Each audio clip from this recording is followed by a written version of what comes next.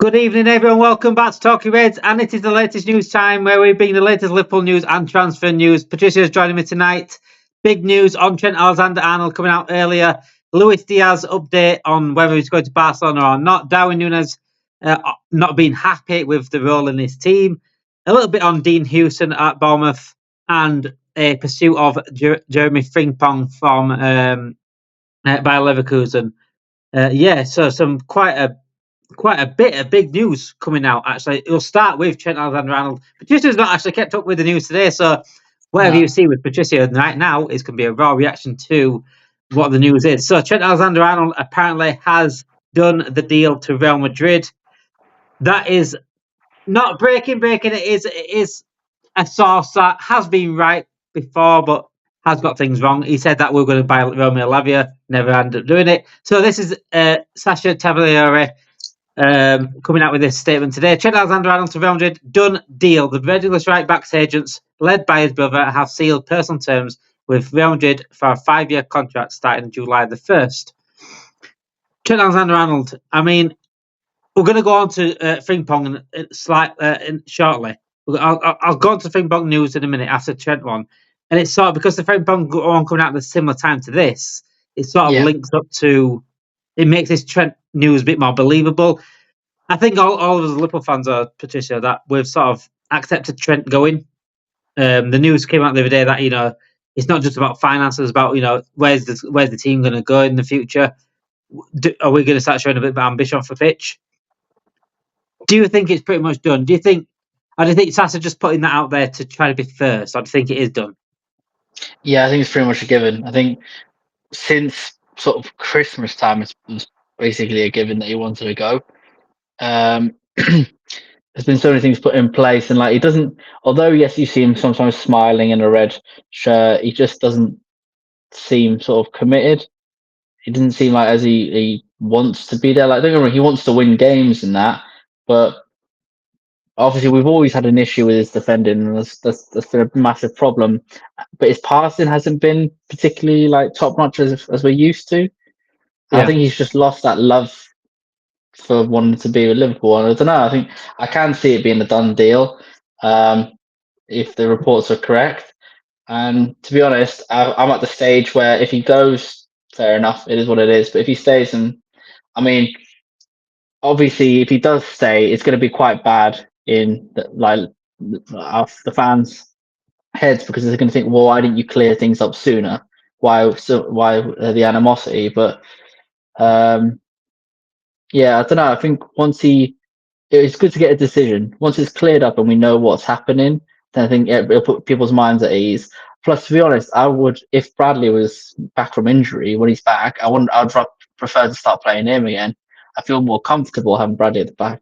He might not offer what Trent offers, obviously passing wise, but defensively he's there, and he's quick as well. When you see Trent get run by and you see Robertson get run by, it's good to have Bradley who can tackle Mbappe and make big tackles like that. So what worries me, though, mate, is what we are going to miss from Trent, though. Obviously, he's not the worst defender in the world. He's not the best defender in the world. Obviously, his defensive game does need a little bit of work. But going forward, what we're missing from him is huge. I did a video yesterday how we would replace these sort of players. And with Trent, I thought I sort of replace him as like a midfielder sort of DM area where someone can control the game, someone can ping passes around. We need to replace that sort of creativity and his vision. We need to replace that. We can't go into and just get Frimpong, that's the right back, and lose that creativity that he brings us. We need someone like him that can not pass like him. So not many passes like that. De Bruyne, if that. You know what I'm saying? There's not many at his level, but we need someone that can dictate play and also see the passes that he sees. But do you not see that from a potential Frimpong, who is pacey, used to being in attacking positions as a wing back, and be able to get, like, fair enough, he might not go into like a double pivot like with what Trent did last season, but we all wanted him in the midfield, and just under Klopp it just didn't work out very well. Not me. I never wanted him. I never wanted him in midfield. I stuck on the right back wagon. Yeah. God, the Frimpong thing though. I said this about Frimpong. I wouldn't mind him coming in, but he's more attacking than Trent. Like he is basically a winger, and that scares me more than Trent defending, because if you think Trent's not getting back, Frimpong don't get back as much in it. And it's sort of, I think Frimpong would work if he played a back three, two wing backs, but in a back four, I don't think it'd work unless we had like an absolute runner at DM that could literally cover right back, left back. Yeah. I mean, who are we linked with that plays? Does he play for Feyenoord or one of the Netherlands teams we were linked with? There's Hato, but he's left back, isn't he? There's Hato at Ajax, but he's left back. Yeah. Or the Other than person that, for the one for Sporting, who plays centre back but can sort of go across the line as well. I forgot his name. I can't think of any, apart from Frimpong, I can't think of any right backs that were linked to. I would personally go for Di Lorenzo, if I'm honest. Yeah. Okay. Yeah. I would go for Di Lorenzo. So I'll go on to the Frimpong news then. If we talk about Frimpong anyway, I'll go to the Frimpong news. So Sacha Tavolieri again coming out saying replacing Trent Alexander-Arnold with Frimpong remains one of his main objectives. So let's talk about Arne Slot here for the next transfer window. So Frimpong is one of his main objectives, and also Kerry Howe, who is a Sky reporter for that sort of Bayern Munich and sort of German football, says Liverpool are exploring the market to replace Trent Alexander-Arnold. Jeremy Frimpong could be a potential candidate and can imagine leaving Bayer Leverkusen. So having Tavolieri coming out and saying like Trent's pretty much gone, all this Frimpong news is coming out now. See, that's where I'm getting the links from. Frimpong. Are you happy with Frimpong though? Are you really happy with Frimpong? Do you think that's a good replacement? Yeah, because if you think about it, although what you're saying, he is an attacking player, more of attackingly minded, we weren't really getting that defensive minded from Trent anyway. And I'd rather get Frimpong in, have him as like another outlet, and then have Bradley as well as a sort of understudy for more defensive, depending on what team we're facing against, is who you play at right back. I think that works well. I mean, it'd be great if we can get an all-round player who could do both, but you can't always get that. And I think if we're struggling to find who could be the Trent replacement, I mean, I would be happy with Frimpong. I think he's going for what, 40 million? Has he got a release clause for that? I believe. I think it gets activated. It's activated again. There's not been said recent news, but I'm sure. I remember reading something like that. There was a low, like 40, 50 million, something like that. Yeah, it was like last season. That was it. Yeah, 40 million, I believe. And then I don't know if we can go for this season. I'm just wondering, did he sign a new contract? I'm not aware. I don't know. Let's have a look if he signed a new contract. I don't remember him signing a new contract. I don't remember seeing it. 2023. Last time he signed a contract was 2023. His contract's until 2028, so he's still got 3 years left. He does, yeah. And as long as he hasn't extended from 2023, then we could potentially look to go for him, especially if he has that release clause in his contract. There's nothing. One second. I'm not seeing anything about a release clause though. So I believe that's what he had last season. Release clause. See if he has one. Jeremy Frimpong's release clause is only valid in the summer. He could leave Bayer Leverkusen in July 2024. So that was last summer. That's what I thought. I don't know if it was last summer. 40 million euros. Yeah. So it says here this was December 2023. This article. Yeah. Frimpong's release clause is only valid in the summer. He could leave Bayer Leverkusen in July 2024. The value of the release clause is 40 million euros. But obviously, that summer's now over. The thing is, though, now. Yeah, I don't know how it works with contracts and stuff. So I don't know if it's reactivated for the next summer after, or if it's just for that one summer. That makes no sense. So he signed his contract extension in the October, and he only had a release clause for that same summer. That makes no sense. So why if teams were going to go for him, why didn't they go for him last summer at 40 million euros? Well, that was the thing. We don't know why we didn't go for him, especially because that was the season that they were unbeaten, weren't they? So yeah. That is quite odd. But there's a lot of odd things going on at Liverpool. We're willing to let 3 of our best players go for free at the moment. But the guy in the Trent situation, though, we've let ourselves get into a situation. If Trent goes, we can only blame ourselves for giving them a chance to go for free. Trent, yes, he will get a lot of hate from a lot of fans, and a lot of fans probably won't forgive him. But you got to these footballers are young. These footballers have got a career to finish off. I'm in Yeah, like the balance of it. Like I understand why he's going in terms of their ambition, but I still thinking you're a Liverpool fan. Why you're not staying? But at the end of the day, we've got to put up our shit up with these contracts, because if we lose all three, then we could be in serious trouble. And the players that replace him, there's a lot of pressure. I don't think Trent's replacement's too much pressure because Bradley's there. But Salah yeah, and Van Dijk go, the direct replacements for them have so much pressure on their backs to deliver straight away. deliver. And Yeah, two players that could potentially replace Van Dijk are Dean Huijsen from Bournemouth and Jared Branthwaite from the local rivals in Everton. So there is some news on both potential candidates to replace Van Dijk. Liverpool have already made contacts over Bournemouth defender Dean Huijsen, according to Fabrizio Romano.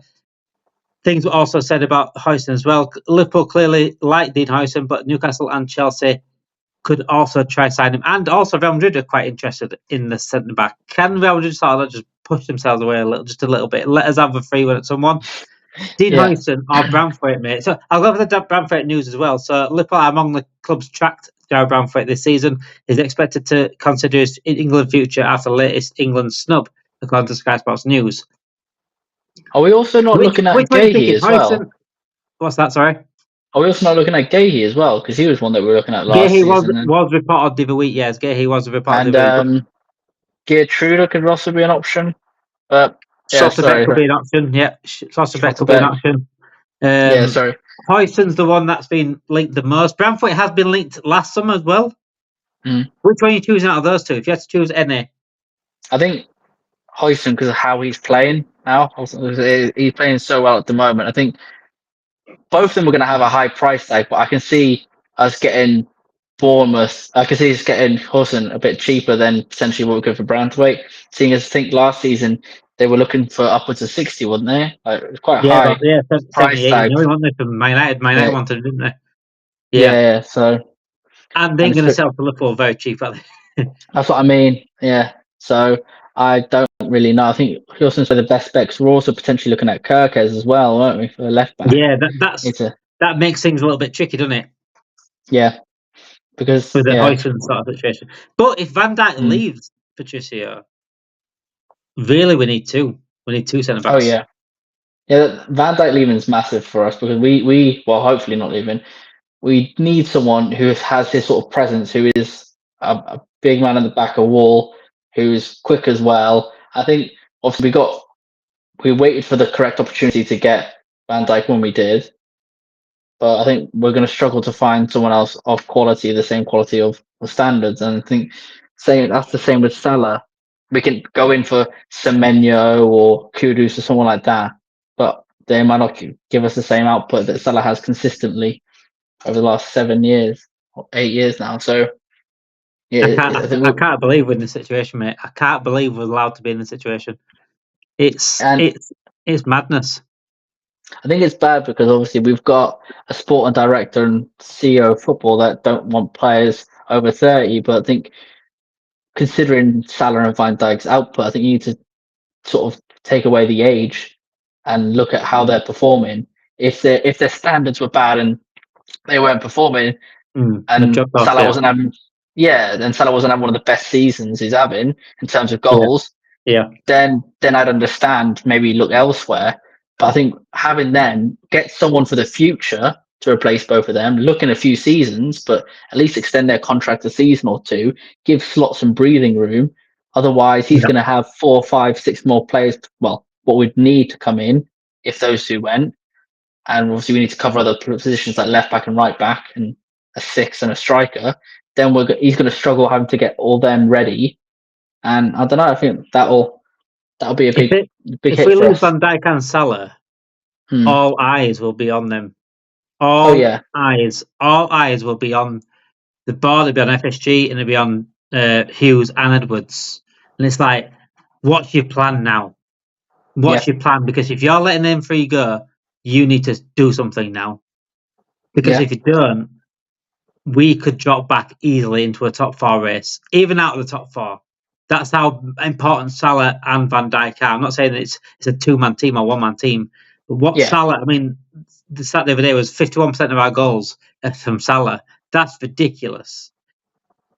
If we're losing that, and we're losing Van Dijk, who's not just a colossal, one of the best defenders I've ever seen in my life, is the captain. Yeah. We're losing captain and vice captain, and Salah, who's a leader as well. Yeah. Where's your plan going with this now? What are you planning with this?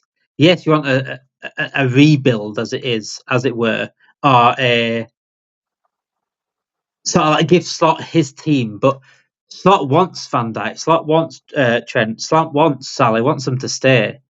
Yeah. He needs to be built. He can't just build it from the bottom again. We can't be winning the league and go back to the bottom again and start again. You can't do that. Because then we're going to be stuck in a position we were like nearly 10 years ago, probably 8 years ago, where we're struggling to find the best keeper, the best centre backs. Because we were struggling. Think about when we had like Mignolet and when we had like Skirtle and all that lot in the back, and to where we've gone now, getting Van Dijk in, getting obviously Alisson in, and now with Alisson's replacement, although he is having a good season, it's just obviously then Mamardashvili is going to want to take his place. I don't think we're going to find, like, fair enough, we might have this similar quality of Mamardashvili and Alisson, but we won't get that from a Van Dijk replacement or a Salah replacement. No.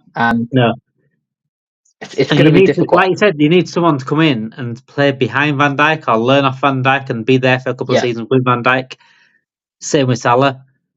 And then be proactive, but if these three go, mate, honestly, I don't know how FSG are getting away with it. I can't even explain how FSG are getting away with it anymore. I think it's probably the final nail in the coffin for me regarding them. We'll go on to other players that could be leaving as well. Luis Diaz and Darwin Nunez. We do need pretty much a new front line, bar from Salah and Gakpo, I'd say. So Luis Diaz hopes Barcelona will make a move for him at the end of the season. So do I, Luis.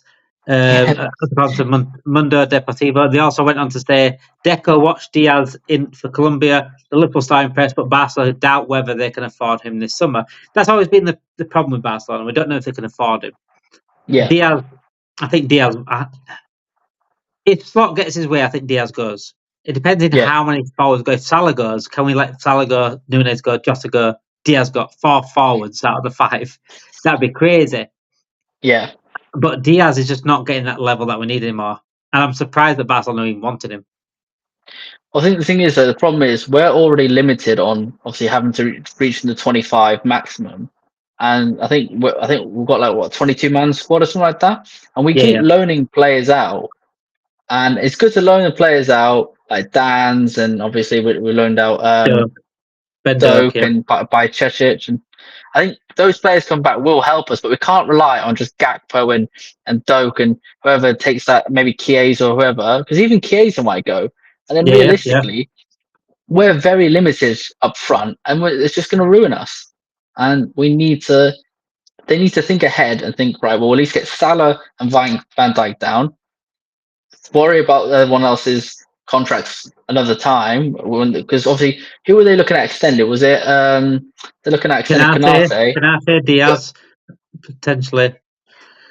Yeah, and I think I'm on the same wavelength as you. I think Diaz, if he wants to go, realistically, I don't see much coming from Diaz anyway in terms of his performance on the pitch. He's very predictable, can barely get past this man, and if he does, we know what he's going to do. Caught on his right foot, but when Salah does it in the past, he was able to wiggle his way through and have the end result. And you see Gakpo do the same thing, sort of cutting on his right, even though it's what he wants to do. He managed to find a way to get through and put it at bottom left hand corner or top right or something like that. I just don't see that from Diaz, and it's frustrating. And I think he needs to go to someone like Barca, someone who can afford him and maybe get the best out of him. But I don't think that's us. We need a complete 9. Someone to. I think ideally for me, so I'm talking a lot. Ideally for me, we keep Salah, we keep Van Dijk. I don't care about Trent. He can go now. I'm in the mindset he's gone. We play Bradley, hopefully well and fit, and then find someone to replace Diaz and find someone to replace Darwin. I think Isak. Sorry, I know you want to go into that conversation in another video, but having Isak there and Gakpo and Salah, I see that front three going really well. Or if we do have Salah and we get like Semenyo in or Kudus in to be an understudy, yeah, it's gonna be difficult. I would like two strikers, if I'm honest. Yeah, I would like, because if you're losing Nunez, Jota, that's two strikers there. Maybe Dan's as a backup as well. But yeah, someone like I know Harry Kane's been linked to Liverpool in recent days, but I wouldn't. It's madness. We would never sign him. We're trying to get two contracts that are over 30 as it is. That's what I'm saying. If I was if Jota and Nunez are going and get Isak, that's the young guy. I won't mind Harry Kane in the background sort of thing. You know what I'm saying? Gets goals. Yeah. He wants to break that record, Premier League record. If he comes back to Premier League, he wants to break that record. What, 50 goals off or something like that? Yeah. Someone like an Harry Kane and Isak as a potential partnership. Not partnership, but like a backup. Or keep swapping them. Harry Kane would win us the league. Harry Kane would back-to-back win us the league. Is that good? He's not our main man. Yeah, that's the thing. Liverpool are willing to sell Darwin Nunez this summer. He's unhappy with his role in the team, and clubs from Saudi Arabia are interested. According to Football Insider, he's unhappy with his role. Seriously, who's to blame for his role being his role? Yeah, I think problem is that there was so much pressure on him when he joined us 3 seasons ago, and it's to the point where like we are getting frustrated with him. Although they do like sing about like whilst he's there, they sing his name, but it is frustrating. Like we are going to criticize him. Don't get me wrong, he shouldn't get the abuse he gets. No one should, but we should be able to criticize, and he should be able to work on what he's doing wrong. Obviously, if your finishing's a problem and you're a striker, you need to work on your finishing. And that could, first of all, maybe the second season, I can put it down to confidence, not knowing the language, having to adjust to the Premier League. But now it's the third season. It's like, well, we've given you 3 chances. You haven't proven yourself. You were willing to go in January. Yeah, see you later, mate. That's it. I'm not saying this report's true, by the way. It's Football Insider, it's a poor source. But it wouldn't surprise me that he's got this attitude. He's unhappy with his role.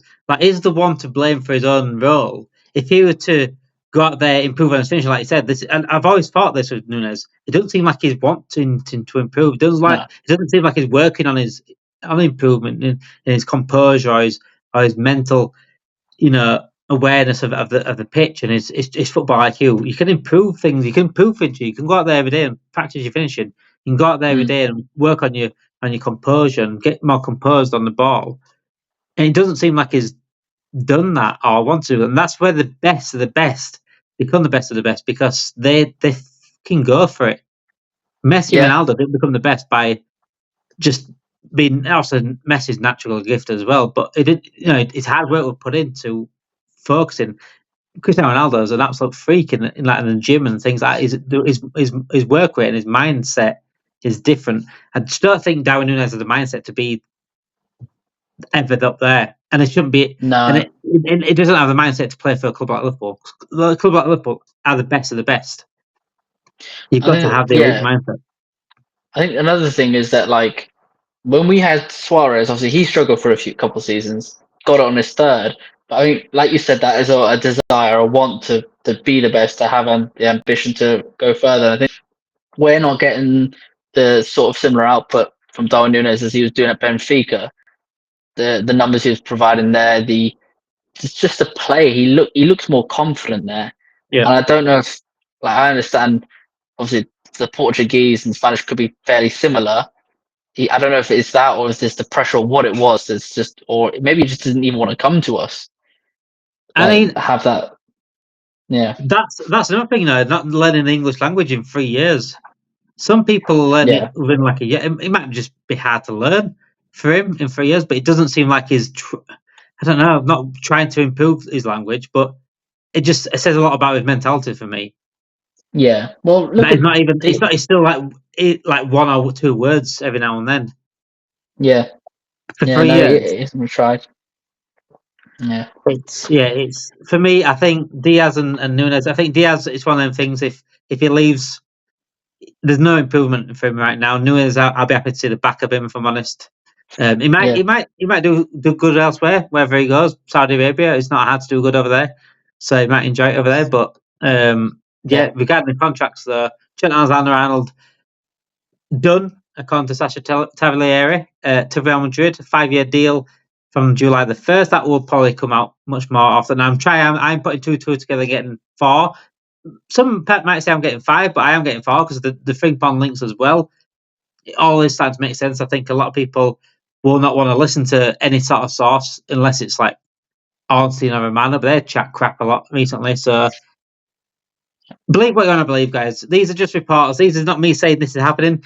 In recent streams I've done on news, especially Alexander Isak, I've had Newcastle fans coming in the mention saying, "Oh, he's not joining Liverpool. What are you on about?"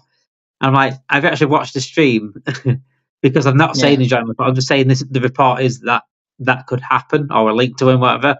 My personal feelings is we're never going to sign Isak. We're not going to pay for him.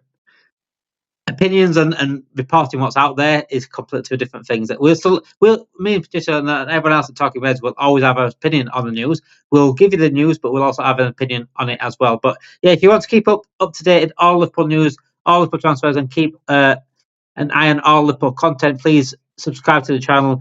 Like this video would help us out massively. Just liking the video. We're nearly at 300 subscribers. So keep everyone liking, keep everyone subscribing, and thank you for watching. Have a great week, guys.